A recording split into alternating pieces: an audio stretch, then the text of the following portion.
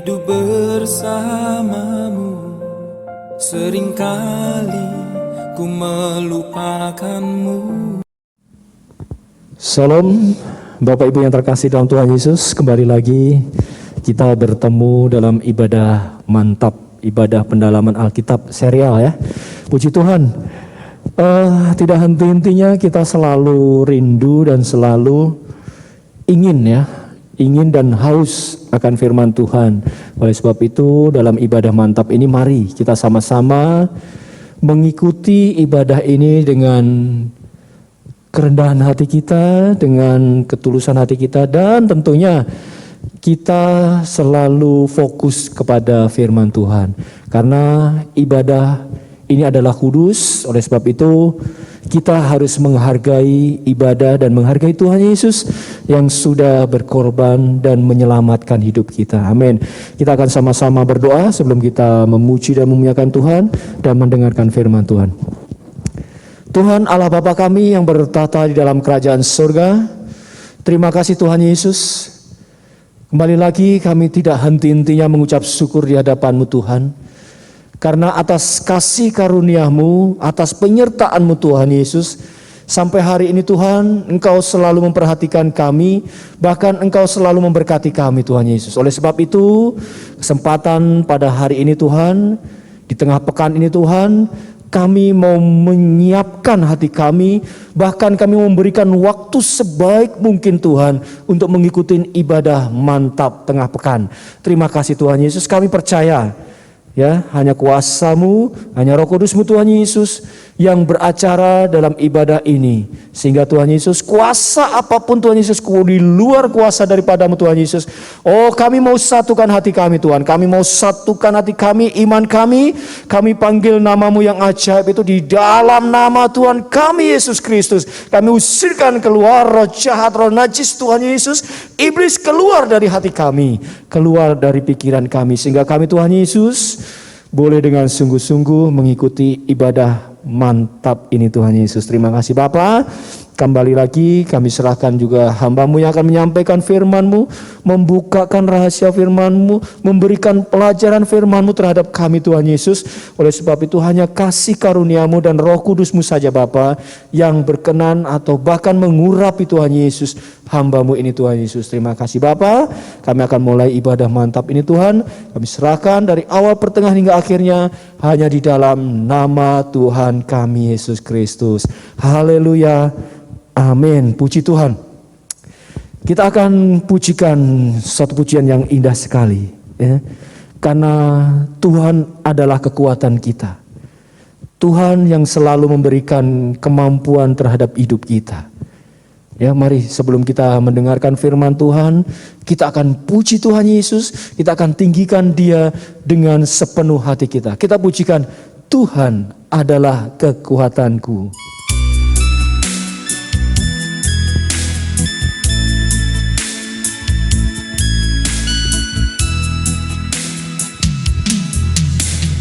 Tuhan adalah kekuatanku, bersama Dia ku tak akan goyah. Ku kan terbang tinggi bagai Raja Wali, melakukan perbuatan yang besar. Tuhan, ku nantikanmu. Kau memberiku kekuatan yang baru. Berlari tak lesu, berjalan tak lelah. Roh Kudus kekuatan sayapku. Ku kan terbang tinggi bagai Raja Wali dan melayang tinggi dalam kemuliaannya. Biar bumi bergoncang dan badai menerpa, ku Ku kan terbang tinggi bersama Dia. Ku kan terbang tinggi, ku kan terbang tinggi bagai Raja Wali, dan melayang tinggi dalam kemuliaannya. Biar bumi bergoncang dan badai menerpa, ku kan terbang tinggi bersama Dia.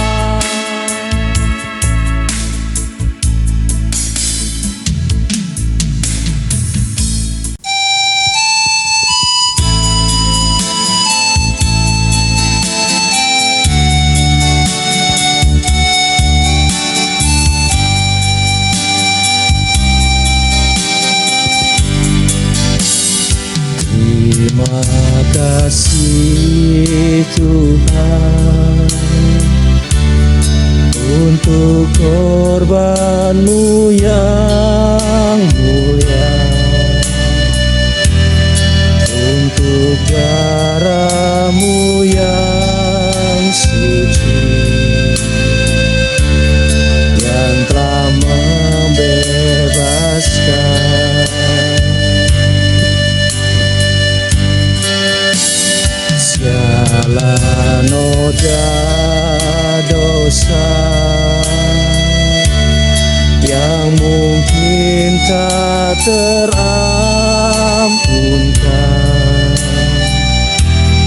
Namun Kau telah menyucikan,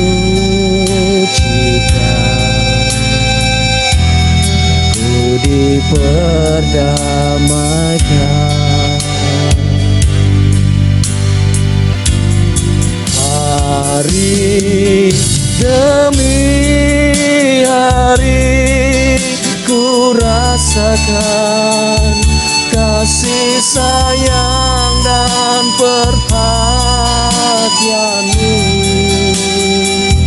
semakin mencekam dalam pribadiku.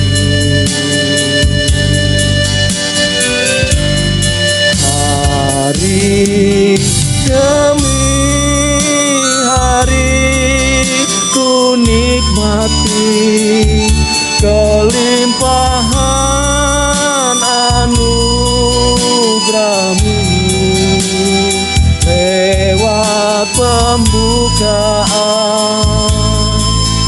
rahasia firman-Mu.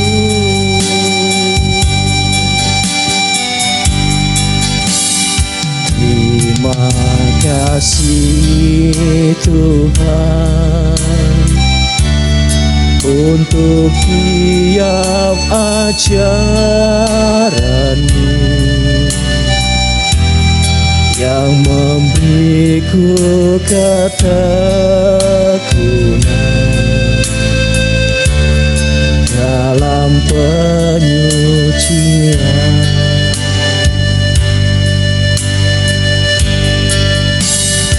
Terima kasih Tuhan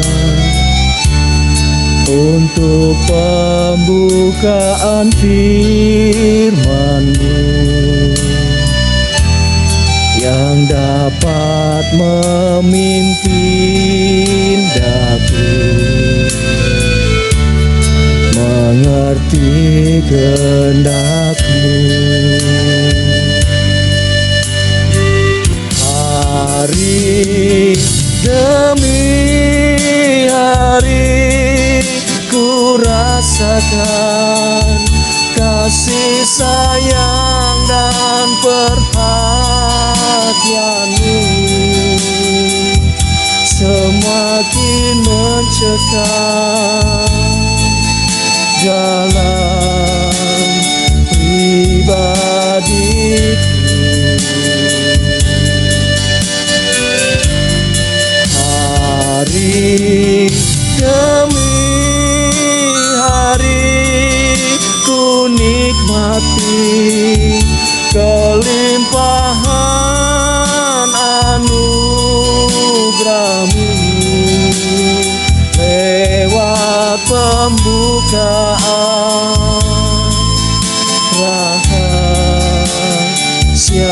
firman-Mu.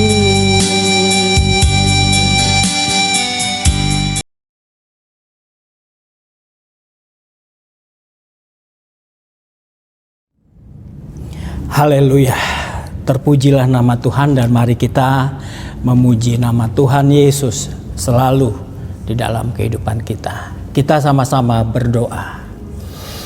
Puji syukur kami angkat dari hati nurani kami yang terdalam, Tuhan Yesus, dengan segala kerendahan hati, oleh karena pemeliharaanmu, perlindunganmu yang luar biasa di dalam kehidupan kami. Apapun yang terjadi, yang pernah terjadi dengan kami, semuanya Engkau izinkan terjadi dan tetap Engkau tidak pernah meninggalkan kami. Oleh sebab itu, sebagai bentuk ucapan syukur kepadamu, inilah hati kami, inilah tubuh kami, hidup kami bawa ke dalam tangan-Mu untuk kembali kami diisi oleh pengajaran firman Tuhan lewat mana tengah pekan. Ajar kami Tuhan, bukakan kami Tuhan, isi hati-Mu yang seluas-luasnya, yang sedalam-dalamnya, yang maha dahsyat, maha besar, supaya kami bisa mengerti dan kami bisa menyikapi dunia ini, kami bisa menyikapi hidup ini dengan benar sesuai isi hati-Mu. Di dalam nama Tuhan Yesus Kristus kami mengucap syukur. Haleluya, amin. Puji Tuhan. Shalom Bapak, Ibu, dan saudara-saudari yang dikasihi oleh Tuhan Yesus Kristus. Mana tengah pekan kita kali ini, pengungkapan firman Tuhan, serial kita sudah sampai di 2 Samuel.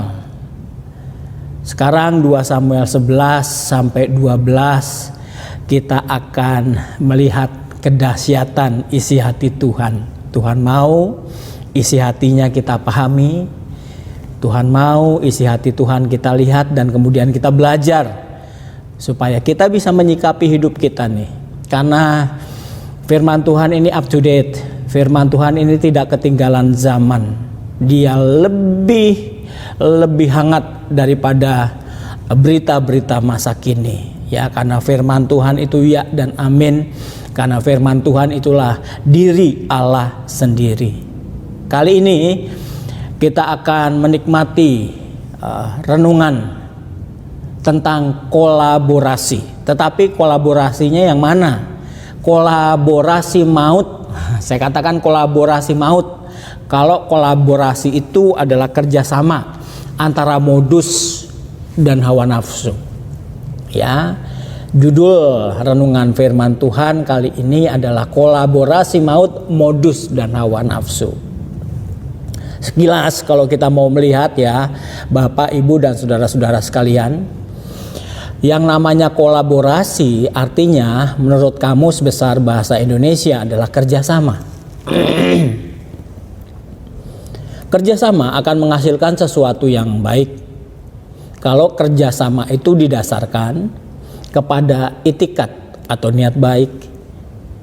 Tetapi sebaliknya, kerjasama akan menghancurkan diri atau sesama bila didasarkan kepada itikat atau niat jahat dan tidak jarang-jarang menelurkan kebusukan alias modus operandi. Ya. Itu tadi definisi dari kolaborasi, kerjasama. Sedangkan modus artinya adalah cara yang berciri khusus dari seorang penjahat dalam melakukan perbuatan jahatnya. Kebusukan alias modus ternyata berasal dari hawa nafsu yang bergelora dan yang tidak tertahankan. Ya, kita akan menikmati pesan Tuhan buat kita supaya kita tidak nyemplung, supaya kita tidak terjerumus dalam kolaborasi maut antara modus dan hawa nafsu.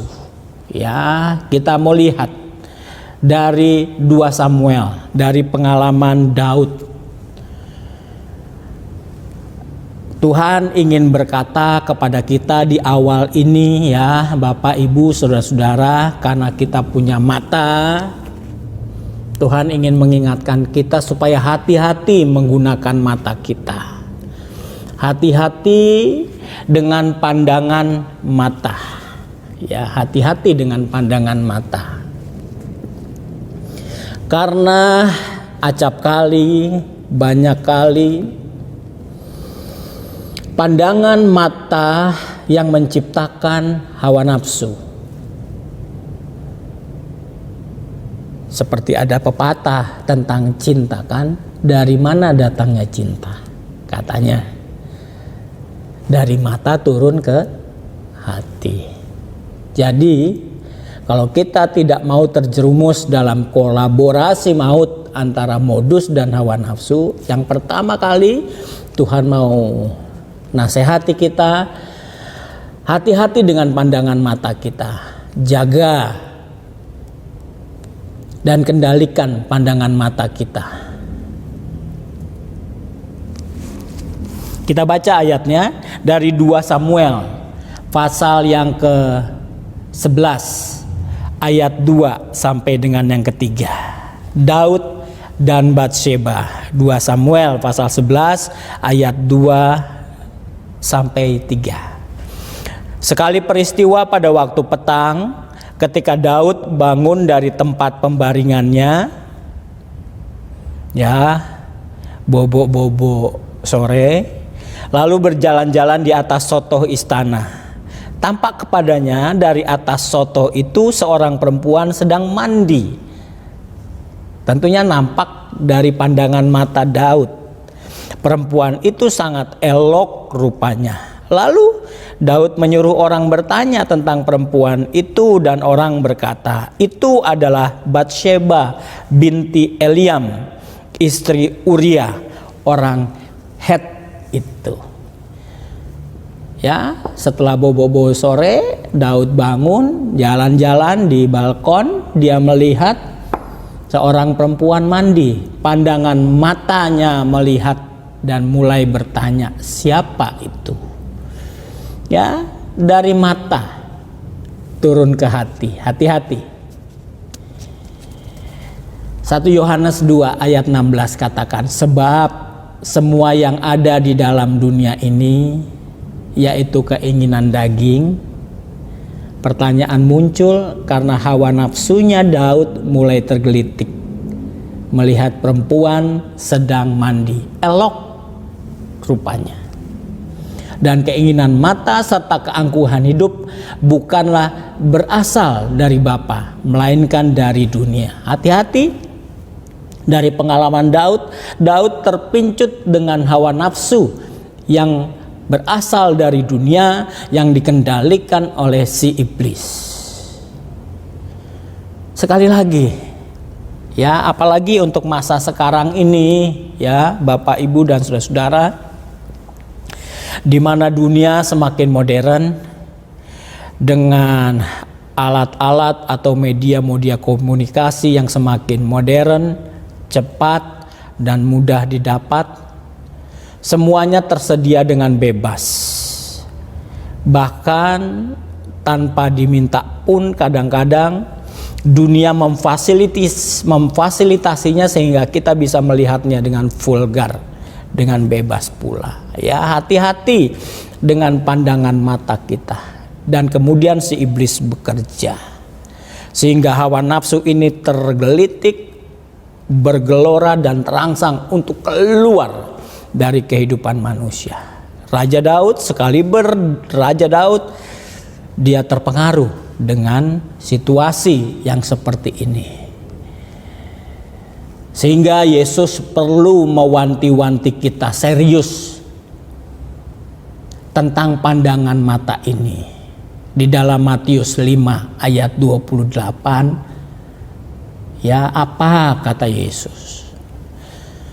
Tetapi aku berkata kepadamu, setiap orang yang memandang perempuan serta menginginkannya sudah berzina dengan dia di dalam hatinya.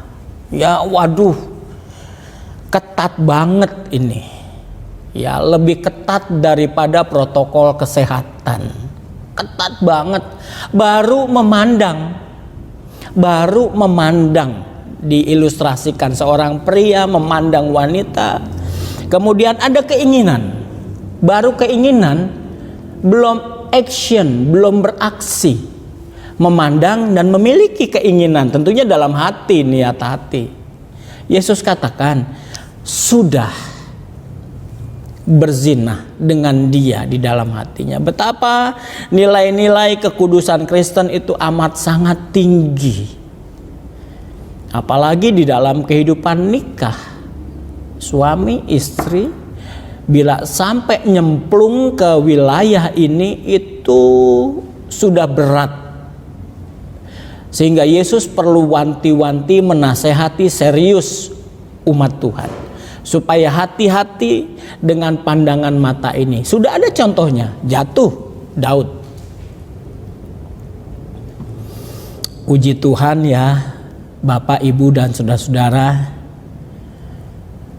pada masa sekarang ini kehidupan, tidak terkecuali kehidupan Kristen, dimanjakan oleh pemandangan-pemandangan yang menarik, menantang dari dunia. Dunia semakin berani, dunia semakin menantang, dan umat Tuhan ditantang, tertantang, jatuh atau tetap bertahan di dalam iman.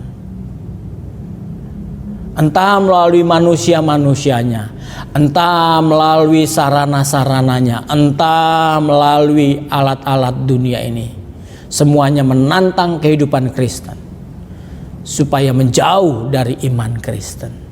Ya, kenapa sih Allah perlu mengingatkan kita tentang pandangan mata, belajar dari pengalaman Raja Daud? Karena hawa nafsu yang tidak tertahankan mengundang bencana. Kita baca ayatnya, saudara-saudara, dari 2 Samuel 11 ayat 4 sampai 5. Ya. Sesudah itu Daud menyuruh orang mengambil dia. Tuh. Alah, masih istrinya orang.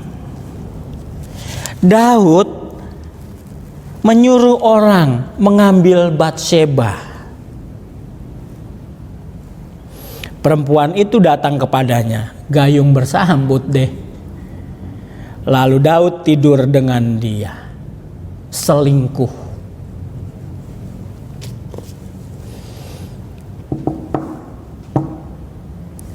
Perempuan itu baru selesai membersihkan diri dari kenajisannya, kemudian pulanglah perempuan itu ke rumahnya. Lalu mengandunglah perempuan itu dan disuruhnya orang memberitahukan kepada Daud demikian, aku mengandung. Gawat nggak? Itu namanya hamil di luar pernikahan yang sah, mengandung di luar pernikahan yang sah. Karena pandangan mata yang tidak terjaga, Bapak, Ibu, saudara-saudara akan melahirkan hawa nafsu yang liar.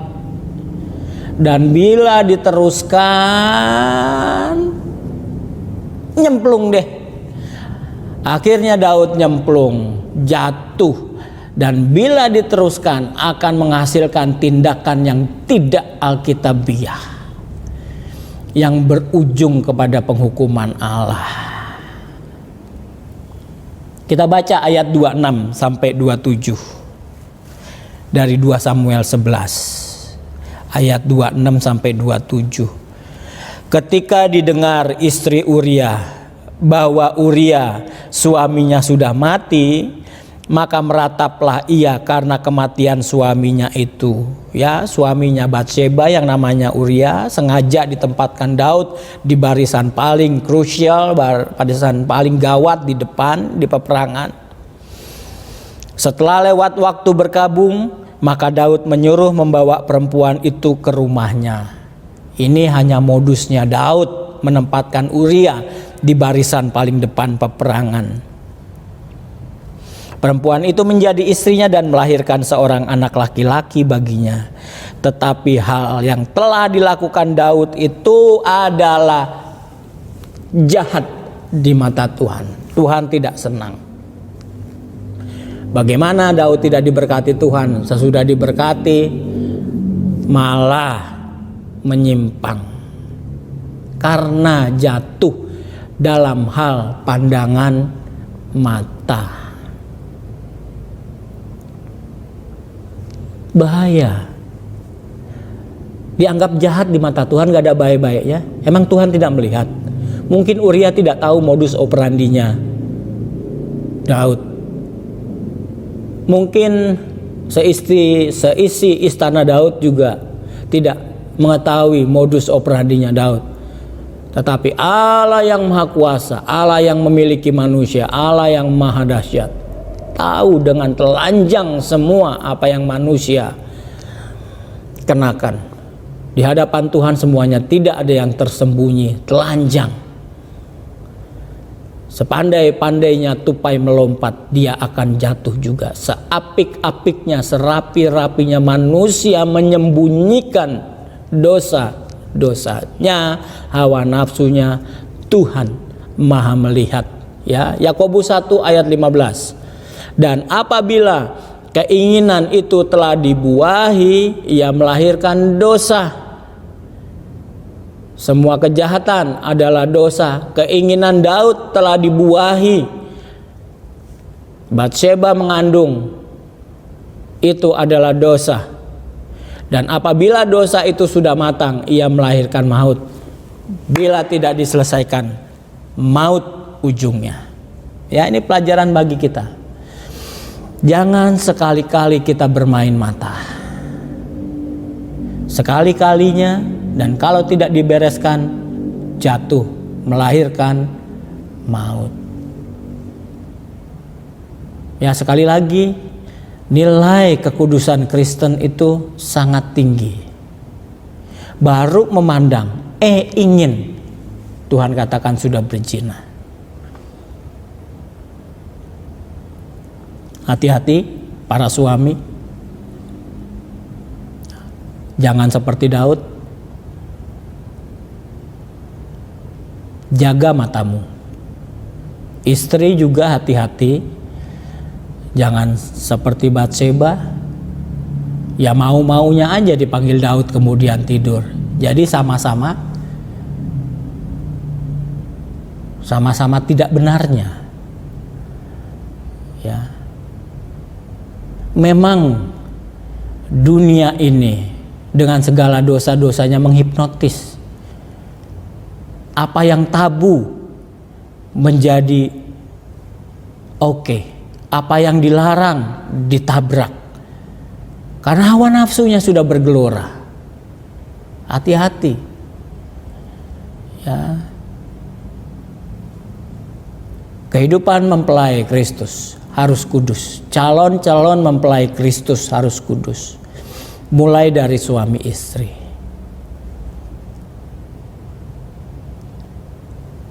Mulai dari masa-masa pranikah. Ya, kalau ada yang mau nikah, sudah menjalani konseling nikah, sabar-sabar.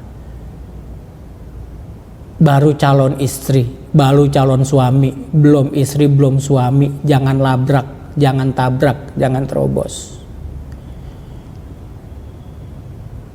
Ya, terus terang hamba Tuhan, jangan terobos. Masa-masa remaja pemuda, jangan kita nyemplung di dalam pergaulan bebas semau gue. Jangan.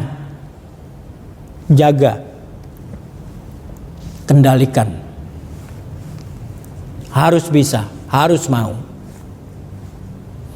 Karena keinginan jika telah dibuahi melahirkan dosa, dosa sudah matang melahirkan maut.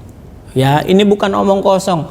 Mungkin di dunia sekarang ketika kita melakukan hawa nafsu, kita bisa menari-nari bebas, masih menari-nari riang. Tapi ingat, satu saat nanti kalau tidak ada pemberesan dengan Tuhan, maut akhirnya. Dan menyesal kemudian tidak ada gunanya. Masuk neraka kekal dalam api yang tidak padam. Ya, puji Tuhan Bapak Ibu dan saudara-saudara sekalian. Oleh sebab itu, hati-hati dengan pandangan mata. Kalau tidak hati-hati, maka datanglah monster yang namanya modus itu. Ya, karena hawa nafsunya sudah tidak tertahankan. Istri orang mau diambil, nggak tertahankan. Ayat 6-8 dari pasal 11. Lalu Daud menyuruh orang kepada Yoab mengatakan, Yoab adalah panglima perang Raja Daud. Suruhlah Uria, suaminya Batseba, orang Het itu datang kepadaku. Maka Yoab menyuruh Uria menghadap Daud. Ketika Uria masuk menghadap dia, bertanyalah Daud tentang keadaan Yoab dan tentara dan keadaan perang. Kemudian berkatalah Daud kepada Uria, pergilah ke rumahmu dan basuhlah kakimu. Ketika Uria keluar dari istana, maka orang menyusul dia dengan membawa hadiah raja. Ada udang di balik batu. Kalau udang di balik bawang enak, tapi ini ada udang di balik batu. Ada modus-modus tersembunyi. Gak biasa-biasanya Daud memberi hadiah kepada Uria. Ada maksud apa ya? Ini modus yang pertama. Baru langkah awal. Memberikan sesuatu yang dianggap istimewa. Supaya mabuk tidak sadar apa yang ada di benaknya Daud. Hati-hati dengan kita juga. Kalau hawa nafsu kita sudah tidak tertahankan, kemudian kita membuat modus-modus operandi seperti Daud memberi hadiah kepada Uria supaya Uria mabuk hadiah. Mabuk apa lagi? Padahal maksudnya jahat supaya kita nyemplung dalam dosa, supaya kita ikut jadi pengikut dosa, menjelek-jelekan hamba Tuhan misalnya, menjelek-jelekan gereja, menjelek-jelekan pelayanan. Engkau dikasih hadiah seperti Daud memberikan hadiah kepada Uria, dan kita gila hadiah, gila uang, gila apalagi. Hati-hati, kita sudah masuk dalam jebakan modus operandi. Ya, ini Daud. Modus yang pertama, dia memberikan hadiah kepada Uria. Ya. Yang kedua, modus yang kedua, Uria dibuat tidak sadar diri. Ayat 12-13a. Kata Daud kepada Uria, tinggallah hari ini di sini. Besok aku akan melepas engkau pergi. Jadi Uria tinggal di Yerusalem pada hari itu. Keesokan harinya Daud memanggil dia untuk makan dan minum dengan dia. Kelihatannya enak. Dan Daud membuatnya mabuk. Ini dia. Daud membuat Uria tidak sadar diri, mabuk karena makan minum yang over.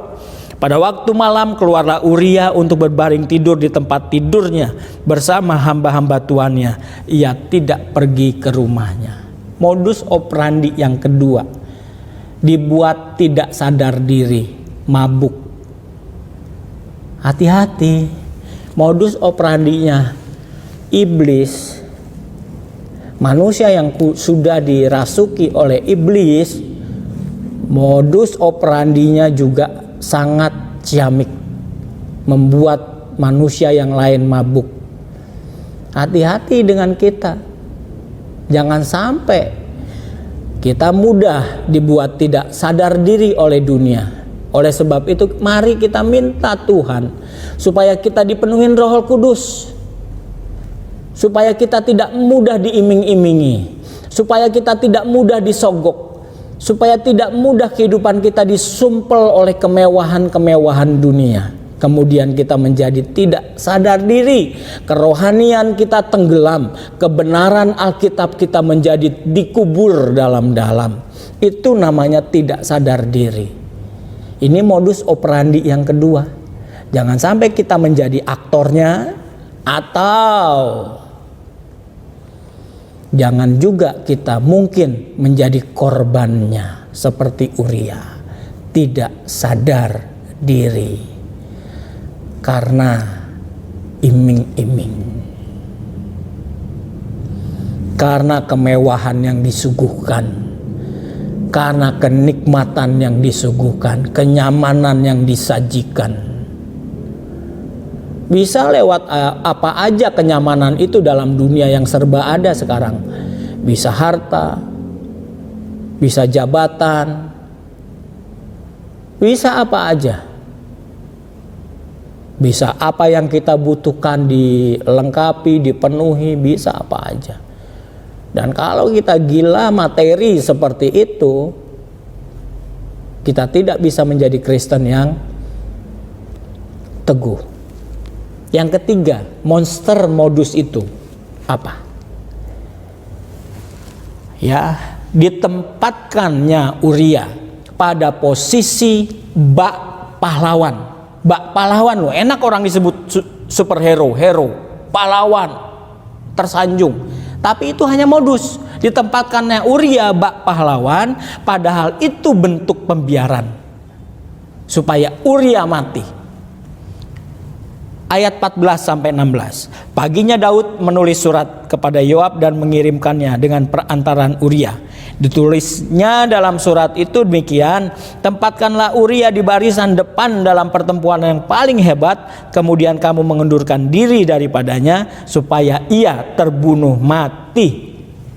Pada waktu Yoab mengepung kota Raba, ia menyuruh Uria pergi ke tempat yang diketahuinya ada lawan yang gagah perkasa. Ketika orang-orang kota itu keluar menyerang dan berperang melawan Yoab, maka gugurlah berapa orang dari tentara dari anak buah Daud, juga Uria orang Het itu mati. Daud berhasil diposisikan bak pahlawan, tetapi itu pembiaran supaya Uria mati. Ayat 25.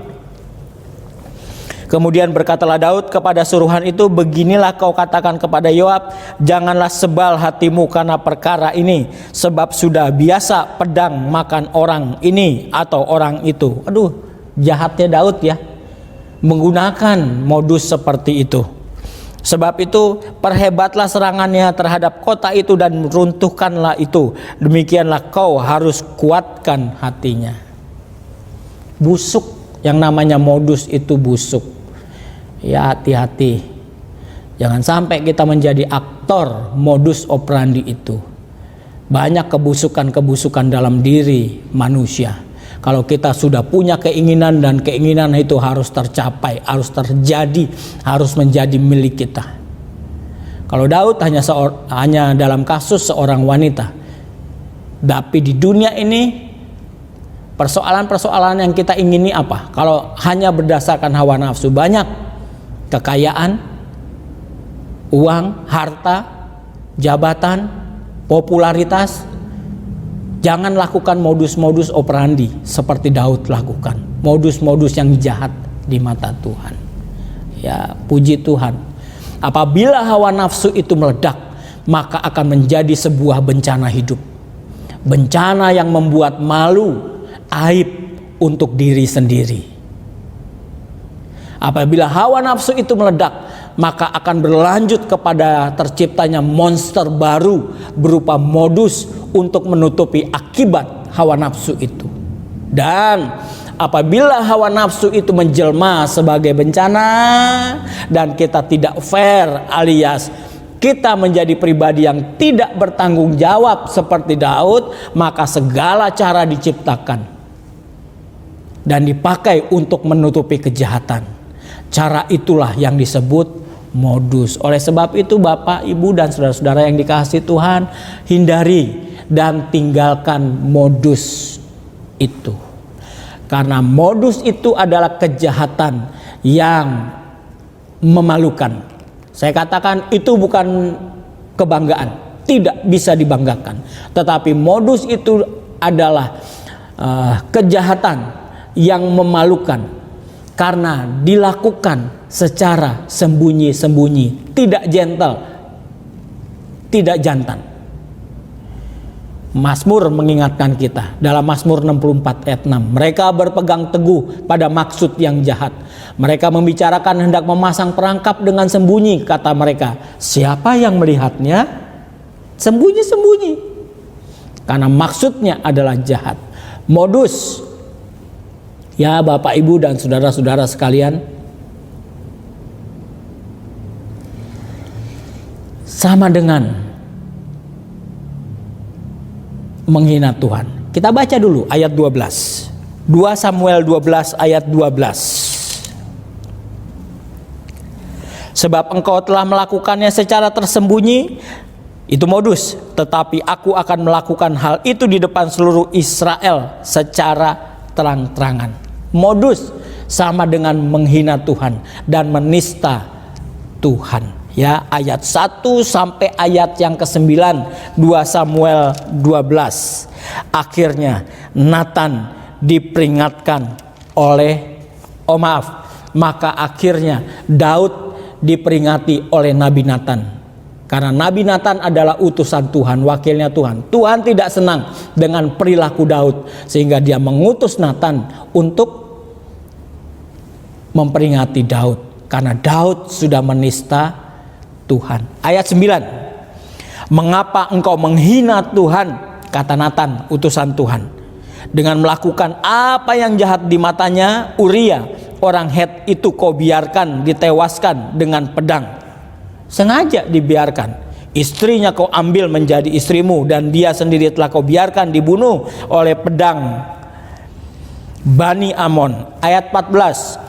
Walaupun demikian, karena engkau dengan perbuatan ini telah sangat menista Tuhan, pastilah anak yang lahir bagimu itu akan mati.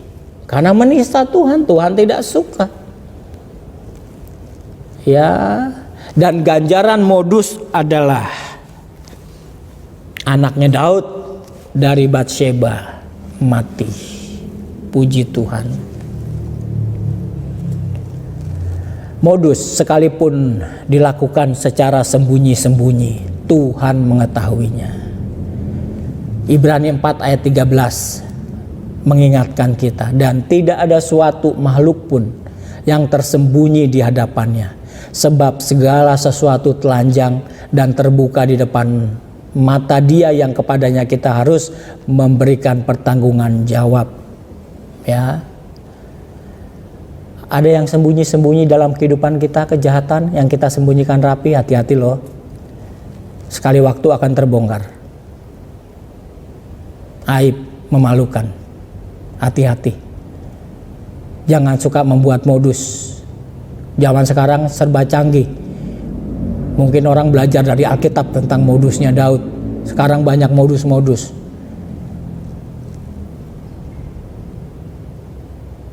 Itukah yang kita lakukan sekarang? Ubah hidupmu. Terus terang aja, kalau aku berbuat dosa, aku berbuat salah, terus terang aja. Entah dengan sesama, entah dengan Tuhan, aku berbuat dosa, aku berbuat salah, aku sudah salah. Langsung terus terang. Jangan membuat-buat modus, tipu ditimbun dengan tipu, dusta ditimbun dengan dusta. Jangan. Tapi kita harus punya prinsip seperti Rasul Paulus ingatkan jemaat Korintus, tetapi kami menolak segala perbuatan tersembunyi yang memalukan. Tolak, justru harus kita tolak modus-modus yang tersembunyi. Tuhan tidak suka modus jahat. Ya, sekali lagi, tetapi ada pengampunan bila pelaku modus itu minta ampun kepada Tuhan. Ayat 10 sampai 14. Oleh sebab itu pedang tidak akan menyingkir dari keturunanmu sampai selama-lamanya, karena engkau telah menghina aku dan mengambil istri Uria orang Het itu untuk menjadi istrimu. Ayat 13, lalu berkatalah Daud kepada Nathan, aku sudah berdosa kepada Tuhan. Harus ada pengakuan dosa, jangan didiamkan. Tuhan telah menjauhkan dosamu itu, kata Nathan kepada Daud. engkau tidak akan mati, tetapi anaknya nanti yang mati. Mengaku dosa, minta ampun sama Tuhan, ya Tuhan ampuni. Tapi hukuman harus tetap berjalan. Ada pengampunan, tetapi edukasi, didikan, punishment harus tetap berjalan. Itu Tuhan. Itu yang namanya keadilan. Ada pengampunan, hukuman tetap berjalan. Tuhan tidak suka modus jahat. Ada pengampunan, oke, tetapi penghukuman harus tetap berlaku supaya menjadi suatu pelajaran yang indah. Ya, puji Tuhan. Hati-hati, kolaborasi maut, modus, dan hawa nafsu. Jaga diri kita. Tuhan memberkati kita semua. Amin. Bapak, Ibu, dan saudara-saudara yang dikasihi Tuhan, kita minta kepada Tuhan supaya Dia mentahirkan hati kita, memuduskan hati kita.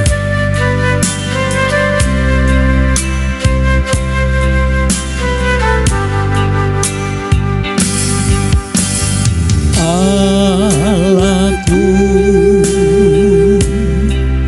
tahirkanlah hatiku, hapuskanlah segala pelanggaranku.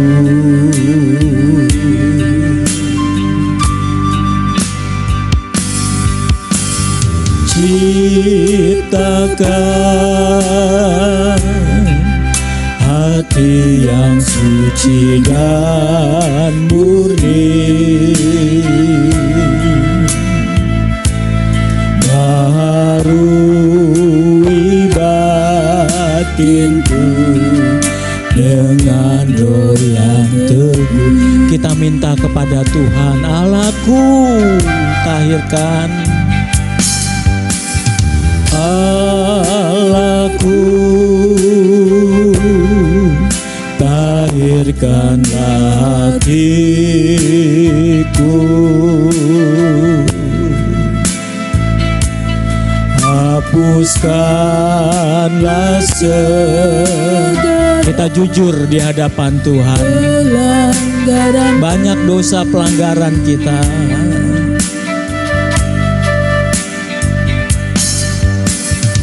Ciptakan hati yang suci dan murni, baharui batinku dengan roh yang teguh. Sekali lagi, ya Tuhan. Allahku, tahirkan kami, hatiku, hapuskanlah segala pelanggaranku, berikan kami hati yang murni. Ciptakan hati yang suci dan murni, baharui batinku dengan doa yang teguh. Ya Allahku, tahirkanlah hatiku,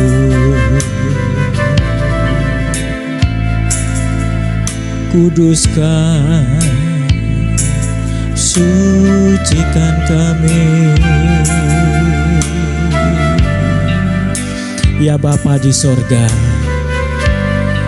penuhi kami dengan Roh Kudus-Mu, sehingga kami bisa kuat dalam menghidupi hidup kami di dunia ini Tuhan. Di dunia yang semakin memberikan tantangan, yang semakin memberikan fasilitas kenyamanan, kebebasan, tetapi semuanya menuju kepada kebinasaan karena iblis bekerja di belakangnya. Kami mohon kekuatan yang daripadamu supaya kami tidak terjerumus kepada kolaborasi maut, yaitu antara modus dan hawa nafsu. Tuhan, jaga hati kami supaya kami tidak dipenuhi hawa nafsu, tetapi kami dipenuhi oleh Roh Kudus sehingga tidak mendatangkan maut bagi kehidupan kami.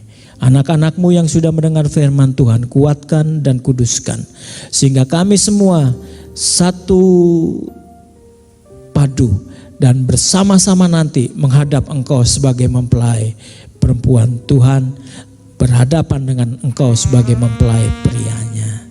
Di dalam nama Tuhan Yesus Kristus kami mengucap syukur. Dan Bapa di dalam sorga, sebelum mengakhiri ibadah kami tetap mendoakan bagi negara Indonesia. Tuhan pulihkan, Tuhan kasihani, jatuhkan belas kasihani, pulihkan Indonesia dari berbagai hal, mampukan pemerintah untuk memimpin bangsa ini kembali menuju kepada pemulihan dan kesejahteraan. Pemimpin yang sudah Engkau pilih, Presiden, Wakil Presiden, jajaran Menteri Kabinet, sampai kepada lembaga-lembaga tinggi negara, Engkau juga berkati. TNI Polri Engkau kuatkan. Terima kasih Bapa di dalam sorga. Banyak di antara kami yang sakit, di dalam nama Tuhan Yesus Kristus, sesuai rencana-Mu, Engkau sudah sembuhkan mereka. Terima kasih Bapa di dalam sorga, terima kasih. Sebentar kami akan mengakhiri ibadah kami. Kami ingin menerima berkat-Mu. Sidang jemaat yang dikasihi oleh Tuhan Yesus Kristus, beranjaklah dengan selalu membawa berkat-berkat ilahi sorgawi yang melimpah dari Allah Bapa di sorga. Beraktivitaslah kalau engkau ingin beraktivitas. Bawalah kasih karunia dan damai sejahtera daripada Sang Putra Yesus Kristus, Tuhan dan Raja kita. Di dalam persekutuan dengan Roh Kudus selalu menyertai kita mulai saat ini sampai Maranatha, Tuhan Yesus Kristus datang kali yang kedua. Haleluya. Amin.